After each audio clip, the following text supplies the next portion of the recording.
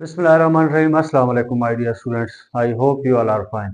Maths with sir Samad lecture series में मैं आपको खुशामदीद कहता हूँ। आज हम डिस्कस करने वाले हैं एक्सरसाइज 1.5 चैप्टर नंबर 1। इसमें एक ज़बरदस्त इंटरेस्टिंग टॉपिक हम स्टार्ट करने वाले हैं। मैट्रिक्स की दुनिया में एक अगला कदम है। तो इस क्वेश्चन में हम डिस्कस करेंगे डिटर्मिनेंट के बारे में। आपसे कहा गया है कि find the determinant of the following matrices. ये आपको 4 मैट्रिसेस दिए गए हैं, आपने इनका डिटर्मिनेंट फाइंड आउट करना है। सबसे पहली बात, एक बात याद कर लें कि आपसे डिटर्मिनेंट पूछा जाएगा सिर्फ और सिर्फ स्क्वायर मैट्रिक्स का। किसी स्क्वायर मैट्रिक्स के अलावा कोई दूसरे मैट्रिक्स का आपसे डिटर्मिनेंट बिल्कुल भी कोई नहीं पूछेगा। देखिए, स्क्वायर मैट्रिक्स का क्या मतलब है? एक ऐसा मैट्रिक्स जिसके रोज और कॉलम्स की तादाद बराबर हो। 2 रोज हों तो 2 कॉलम, 3 रोज हों तो 3 कॉलम, इस तरह से इसको कहते हैं स्क्वायर मैट्रिक्स। तो चेक करें, इसके 2 रोज 2 कॉलम है, इसका डिटर्मिनेंट पूछा गया है, इसका भी डिटर्मिनेंट पूछा गया है। तो आप सब चेक करें, ये सारे के सारे स्क्वायर मैट्रिक्स हैं। ऐसा कभी भी नहीं हो सकता कि आपको मैट्रिक्स दिया जाएगा 1 2 3 और अब कहा जाएगा कि इसका डिटर्मिनेंट फाइंड आउट करें, ऐसा कभी भी नहीं होगा।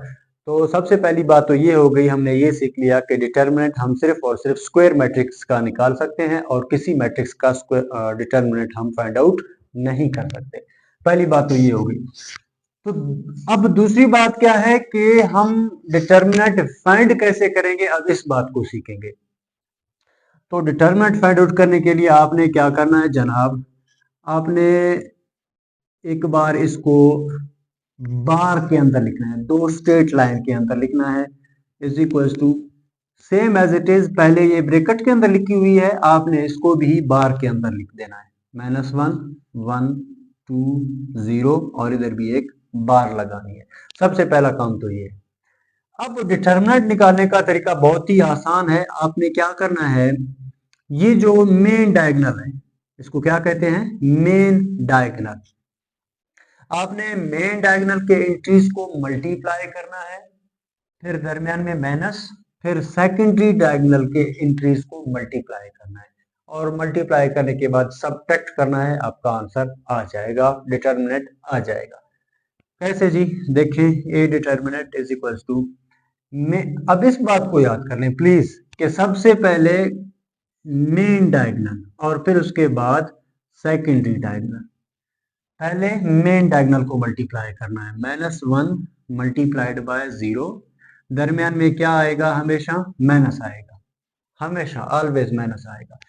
और जब आपने इनको मल्टीप्लाई कर दिया, दरमियान में माइनस, अब आपने सेकेंडरी डायगोनल को मल्टीप्लाई करना है, ये 2 एंट्रीज। तो क्या आ जाएगा जी? 2 मल्टीप्लाइड बाय 1। तो आगे बस किस्सा मुख्तसर है, आपने इनको मल्टीप्लाई करना है। -1 0 0, -2 1 2। तो आगे अब आप चेक करें, आप 0 के साथ जो भी चीज माइनस होगा प्लस होगा वही चीज आ जाएगा। तो 0 -2 क्या आ जाएगा जी? -2 आ जाएगा। तो ये हो गया डिटर्मिनेंट निकालने का तरीका।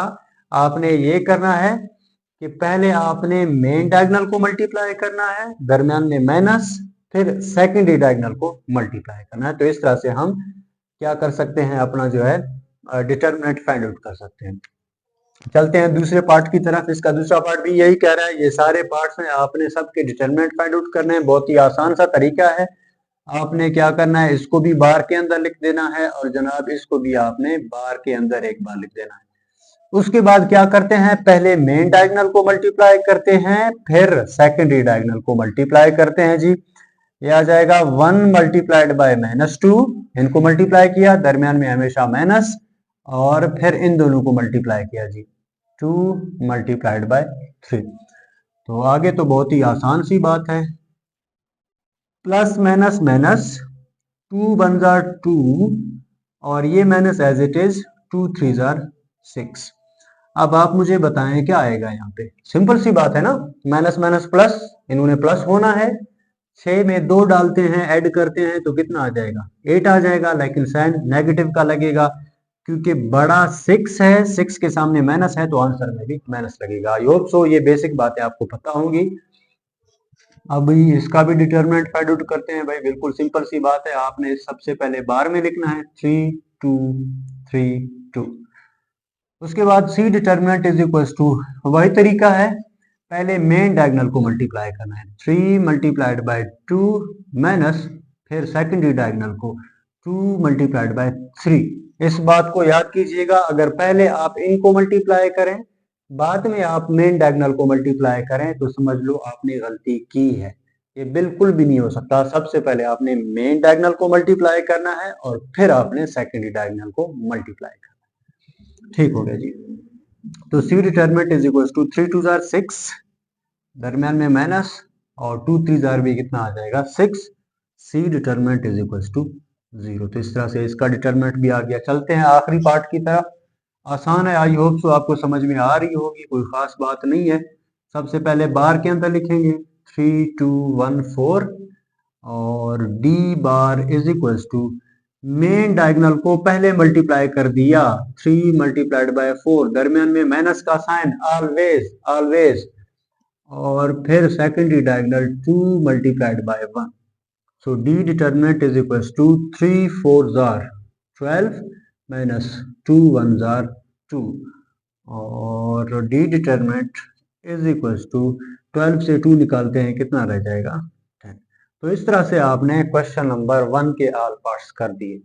चलते हैं नेक्स्ट पार्ट की तरफ। अच्छा जी, तो क्वेश्चन नंबर 2 हम लोग सॉल्व करने वाले हैं। क्वेश्चन नंबर 2 में आपसे दो बातें पूछी गई है। पहला है जी सिंगुलर और दूसरा है नॉन सिंगुलर।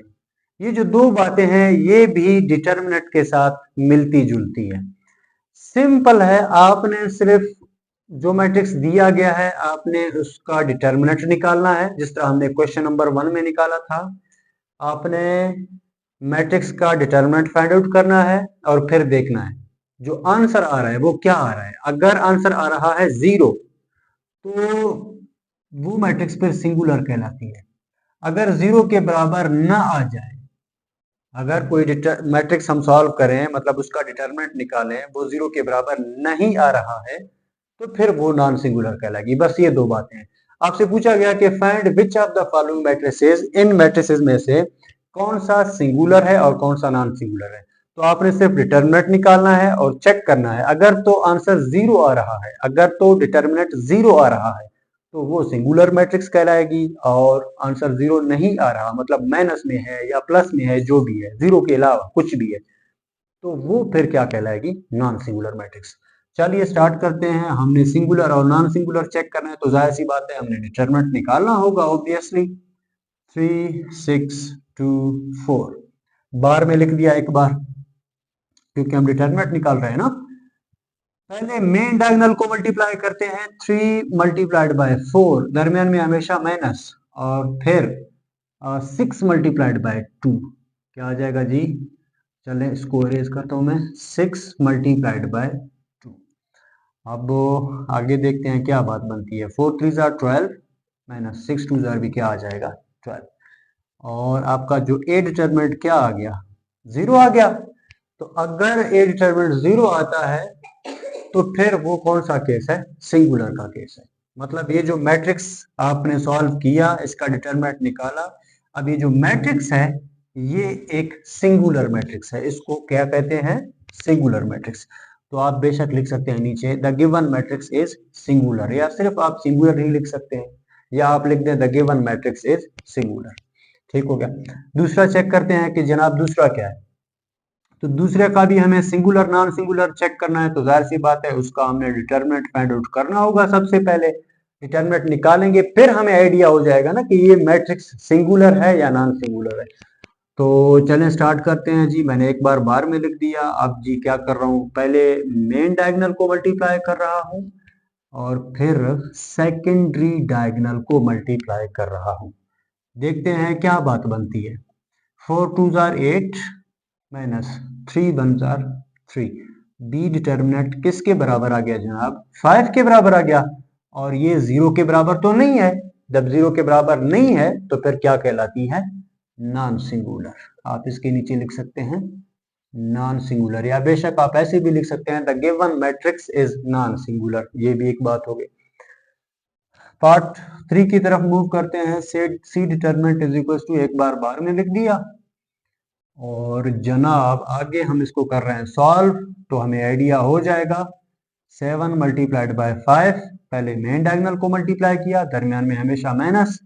अब सेकेंडरी डायगोनल की बारी है, तो सेकेंडरी डायगोनल में है पहला -9 और फिर multiplied by 3। C determinant is equal to 7 5 35 minus minus plus 9 3 27। तो ये भी आपको दिखाई दे रहा है ना कि 0 के बराबर तो नहीं आ रहा। 7 और 5 क्या बनते हैं, कोई 13, 1 कैरी, कोई 63 आ रहा है almost, which is not equal to 0, ये भी तो 0 के बराबर नहीं है। तो ये जो मैट्रिक्स है ये कौन सा है, नॉन सिंगुलर है। तो बस सिर्फ आपने ये बात बतानी है। तो आगे इसका काम है, मतलब जब हम आगे सॉल्व करेंगे क्वेश्चंस, तो ये नॉन सिंगुलर और सिंगुलर का थोड़ा सा काम है वहां पे। 5 -10 -2 4 D determinant is equal to, पहले क्रॉस मेन डायगोनल मतलब ये वाला, 5 मल्टीप्लाइड बाय 4, दरमियान में आ जाएगा माइनस, और सेकेंडरी डायगोनल में पहला एलिमेंट है 10 और दूसरा एलिमेंट है जी आपका -2।